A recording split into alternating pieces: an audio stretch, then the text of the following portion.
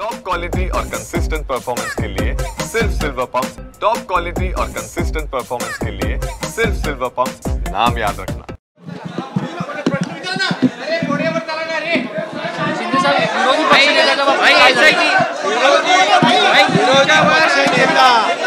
विरोधी पक्ष नेत्याची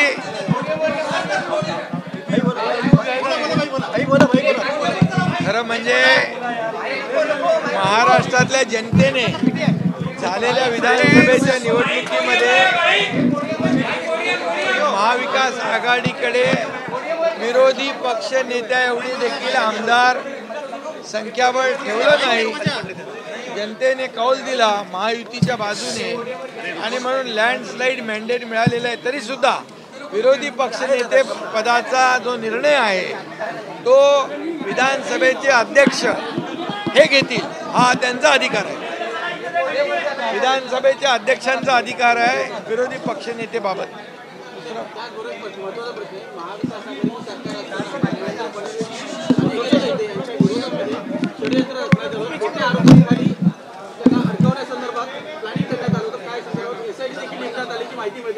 त्याच्यामध्ये SIT नेमलेली आहे। महाविकास आघाडी सरकारमध्ये देवेंद्र फडणवीस साहेब आणि माझ्याबद्दल खोट्या गुन्ह्यामध्ये केस दर्ज करण्याचा, खोटा गुन्हा दाखल करण्याच्या सूचना कोणाच्या होत्या, काय होत्या या बाबतीमध्ये एक ऑडिओ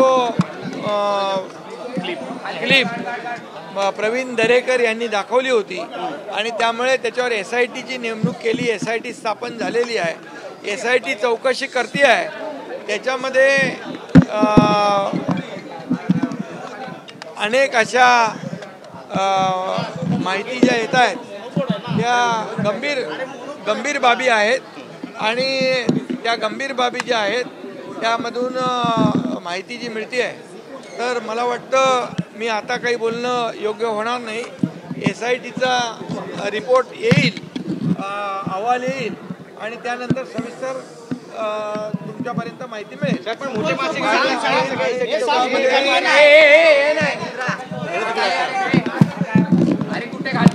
काही गंभीर बाबी SIT चौकशीमध्ये काही गंभीर बाबी ज्या आहेत त्या समोर आलेल्याची माहिती मिळते आहे, परंतु जोपर्यंत पूर्ण सविस्तर अहवाल SITचा येईल आणि मग त्याच्यानंतर पुढची कारवाई होईल। नाही, मी आता त्यावर काही बोलू इच्छित नाही, परंतु SIT जी स्थापन केलेली आहे त्याच्यामध्ये काही गंभीर ऑब्झर्वेशन आणि गंभीर बाबी समोर येत आहेत। विरोधी पक्षनेता जेवढे त्याला नंबर्स लागतात, जेवढे आमदार लागतात, प्रत्येक पक्षाचे तेवढे आमदार नाही। या महाराष्ट्रातल्या जनतेने एवढं लँडस्लाइड मॅन्डेट महायुतीच्या कामाची पोचपावती देऊन दिलेला आहे, पण तरी सुद्धा विरोधी पक्षनेतेबाबत निर्णय घेण्याचा अधिकार हा विधानसभेच्या अध्यक्षांचा आहे। तो योग्य तो निर्णय ते घेतील। महाविकास आघाडीमध्ये नेते एकमेकांवर नाराज आहे। महाविकास आघाडीमध्ये नेते एकमेकांवर नाराज आहे। रोहित पवार यांनी आपली नाराजी व्यक्त केली आहे। पहिले महाविकास आघाडीने त्यांच्यामध्ये मला वाटतं मागणी कोण करताय आणि त्यांच्यामध्ये पण एकमत मला वाटतं नाही आहे। हे पण एक दुसऱ्याच्या तंगड्या घालून रोहित पवार यांनी तर आपली नाराजी उघडपणे व्यक्त केली आहे। महाविकास आघाडीवर त्यांनी आपली नाराजी व्यक्त केली आहे। रोहित पवार यांनी महाविकास आघाडी आता काय महाविकास बिघाडी आहे माहित नाही, महाराष्ट्र विरोधी आघाडी आहे।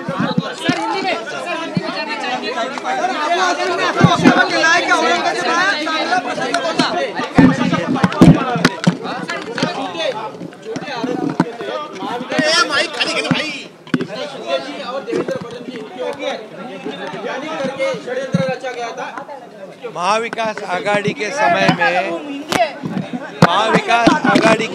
में तत्कालीन विरोधी पक्ष नेता देवेंद्र फडणवीस जी और मैं तो महाविकास आघाड़ी में मंत्री था, लेकिन दोनों को भी झूठे आरोप में फंसाने की कोशिश जो प्लानिंग की हुई थी, इसकी एक ऑडियो क्लिप निकली उसके बाद SIT स्थापन कर दी और SIT इसकी जांच कर रही है, लेकिन SIT के तफ्तीश में, इंक्वायरी में कई गंभीर बातें सामने आ रही है। मैं अभी कुछ नहीं कहना चाहता हूँ। SIT का रिपोर्ट आएगा, उसके बाद में जो है पूरी तरह साफ हो जाएगा और रिपोर्ट के अनुसार कार्यवाही। सर, औरंगजेबात चांगला प्रशासक होता असं अबू आझमी म्हणतायत, तुम्ही कसं बघता या घटनेकडे? देखिए, मैं अभी उसमें कोई कुछ भी मैं बोलना नहीं चाहता हूँ। इसमें SIT का रिपोर्ट आएगा, उसके बाद ही दूध का दूध पानी का पानी हो जाएगा। सर, औरंगजेब हा चांगला प्रशासक होता, औरंगजेब हा चांगला प्रशासक होता असं अबू आझमी म्हणतात। विधान भवनाच्या परिसरात त्यांनी वक्तव्य केलेलं आहे। खरं म्हणजे छत्रपती शिवाजी महाराज हे आमचं महाराष्ट्राचं आराध्य दैवत आहे। छत्रपती संभाजी महाराज हे आमचं आराध्य दैवत आहे आणि या छत्रपती संभाजी महाराजांचा हलाल करून त्यांना 40 दिवस त्यांचा छळ करून, त्यांचे जे हाल करून, त्यांची निर्गुण त्यांना ठार मारलं गेलं। हा क्रूर कर्मा औरंगजेब, त्या आपण छावा सिनेमात बघितलं तर अंगावर काटे उभे राहतील। त्याच्यामध्ये औरंग्याचं कौर्य आणि छत्रपती संभाजी महाराजांचं शौर्य दाखवलेलं आहे।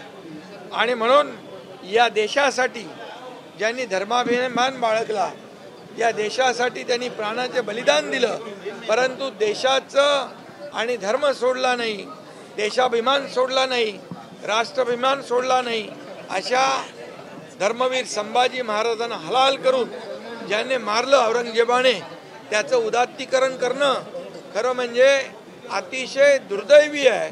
निषेध जेवढा याचा करू तेवढा थोडा आहे। खरं म्हणजे अबू आझमीवर देशद्रोहाचा गुन्हा दाखल करायला पाहिजे, कारण छत्रपती संभाजी महाराजांनी या देशासाठी आपला प्राण अर्पण केलेला आहे आणि बलिदान दिलेलं आहे।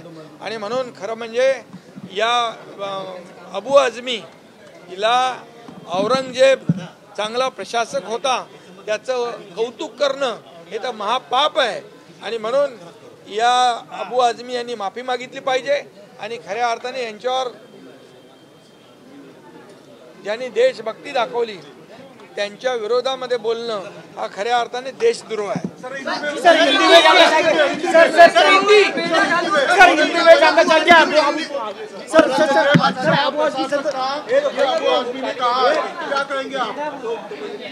औरंगजेब अच्छा प्रशासक था, ये अबू आझमी ने बोला है। ये अबू आझमी ने माफी मांगनी चाहिए, क्योंकि छत्रपति संभाजी राजा ये देशभक्त थे, राष्ट्रभक्त थे, धर्माभिमानी थे।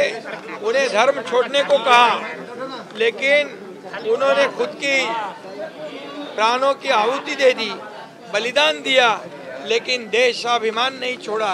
ऐसे देशभक्त को जो औरंगजेब ने हलाल करके मरवाया, उनको मार दिया, ऐसे औरंगजेब को यहाँ पर उसका अच्छा प्रशासन बोलना ये बहुत बड़ा पाप है और इसके लिए अबू आझमी इन्होंने माफी मांगनी चाहिए।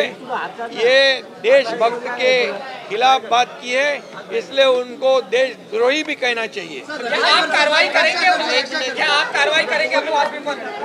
बिल्कुल उनका, और अभी ये कहूँगा मैं शेर का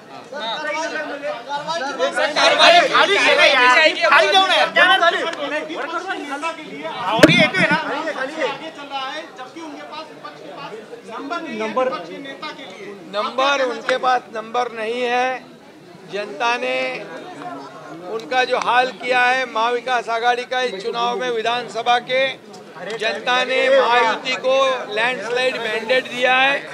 नंबर नहीं होने के बावजूद उनकी होड़ लगी है विपक्ष का नेता बनने के लिए, लेकिन उनमें भी एक मत नहीं है। और दूसरी बात, ये नियम के अनुसार नंबर्स जो लगते हैं वो उनके पास नहीं है। फिर भी ये इसका जो विपक्ष का नेता का निर्णय जो है लेने का अधिकार हमारे विधानसभा के अध्यक्ष है, विधानसभा के अध्यक्ष जी का है, वो इस पर निर्णय लेंगे।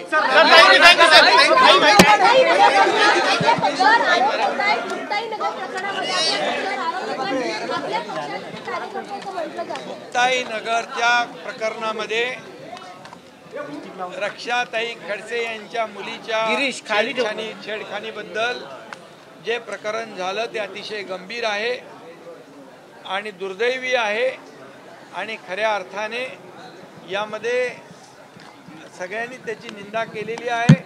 यामध्ये कुठल्याही पक्षाचे कार्यकर्ते असू द्या, त्यांच्यावर कठोर कारवाई झाली पाहिजे।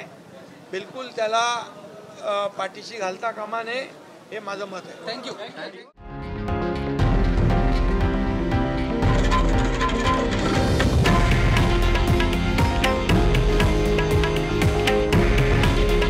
हे आहे देशातील नंबर 1 न्यूज नेटवर्क आणि आपण पाहत आहात TV9 मराठी। काळजी तुमची, हित महाराष्ट्राचं।